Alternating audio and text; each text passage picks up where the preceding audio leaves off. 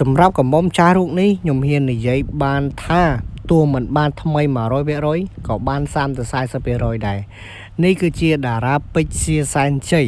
របស់បងប្អូនយើងខាងរំជែកបាទហើយយើងនឹងចាំទស្សនាទាំងអស់គ្នាបន្ទាប់ពីការឡើងកនូរួចរាល់ហើយនេះបាទនឹងដល់រដូវកាលក្នុងពេលឆាប់អីសង្ឃឹមថាឃើញគាត់នៅលើផ្ទៃទឹក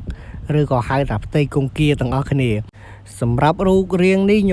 ញុំមើលទៅរៀងតំណងណាស់បងប្អូនណាបាទនិយាយមកថាពាក្យថាតំណងបាទដោយសារឃើញថាទូកនេះខានចោះជាច្រើនឆ្នាំដែរយើងចាំអត់មើលលបឿនគាត់ទាំងអស់គ្នាចាំមើលលបឿនគាត់មានការប្រែប្រួលឬក៏នៅយ៉ាងណាបាទដោយសារស្ដេចនាគនេះក៏មិនធម្មតាដែរប្រវត្តិស្ដេចនាគឥឡូវមកឡើងតារាពេជ្របាទឡើងកំមុំរូបស្រស់បាទអ្នកខាងកំពង់ចាមស្រុកកំពង់សៀមបាទឃុំរំជែកបាទវត្តអំពរនរារាមរំជែកបាទដល់កហើយឈ្មោះនេះ